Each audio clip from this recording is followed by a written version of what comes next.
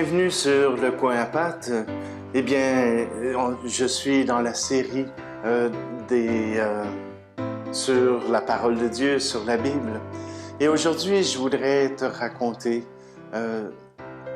les 4 évangélistes.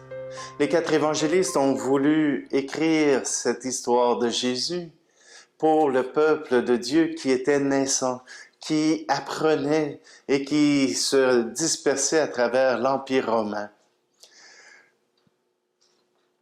Il fallait unifier l'Évangile, il fallait unifier le message de Jésus. Alors, c'est pour cela qu'il y a 4 évangiles. Et là, si tu veux commencer à faire la lecture des évangiles pour comprendre et connaître ce Jésus que je vais te présenter, ce Jésus qui est notre guide et qui peut être le tien aussi, ton coach de vie. Voilà que Jésus, que les évangélistes ont écrit cette histoire. La première évangile qui a été écrite, c'est celle de Marc. Celle de Marc est un résumé, quelque chose de tout à fait simple, quelque chose qui est fait d'une collection de souvenirs sur Jésus. Ah oui, tu te souviens-tu, Jésus, quand on était allé sur la mer, il y avait eu du grand vent et il est venu vers nous en marchant. Et puis, Pierre a demandé à Jésus s'il pouvait marcher sur les eaux comme lui, et Jésus l'a invité. Mais quand Pierre s'est aperçu qu'il y avait de la houle et qu'il y avait de grandes vagues, il a pris peur et il s'est enfoncé.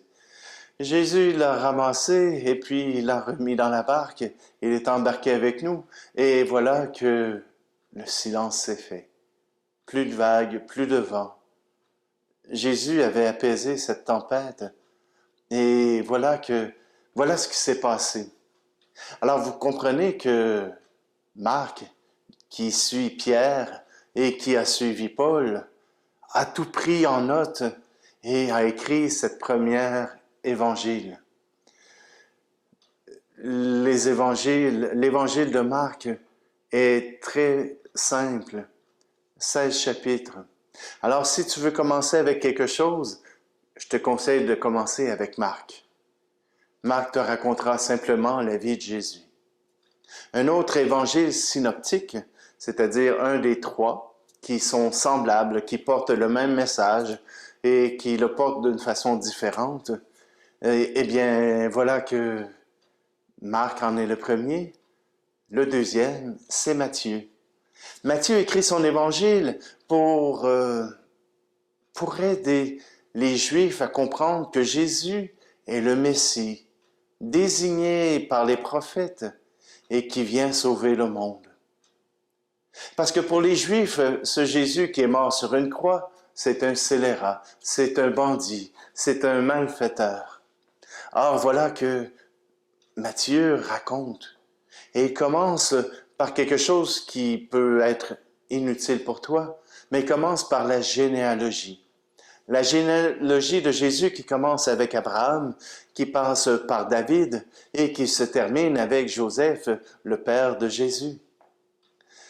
Cette généalogie-là vient signifier que Jésus est vraiment celui qui est désigné, celui qui est envoyé, car le Messie est un fils de David. Matthieu prendra beaucoup de temps pour expliquer et raconter que les Écritures nous parlent de ce Jésus. Et même dans sa naissance, il nous parle avec les rois mages de cette ville de Bethléem où Jésus est né. Matthieu est un Juif qui parle aux Juifs. Alors tu pourras trouver dans l'évangile de Matthieu tout ce qu'il faut pour découvrir comment Matthieu voulait parler à ses frères de foi, et pas nécessairement les convertir, mais à leur montrer le chemin pour la foi, pour croire en Jésus, le Messie. Saint Luc, Saint Luc écrit à Théophane. Saint Luc écrit son évangile pour raconter l'histoire de Jésus, mais à un païen.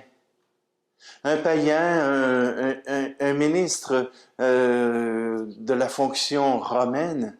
Et voilà que Luc s'adresse à lui. Il lui racontera tous les événements, il en embellira quelques-uns, mais comme il est déjà un peu plus tardif, il fait son interprétation de la vie de Jésus. Voilà qu'il est en train d'expliquer à travers son récit.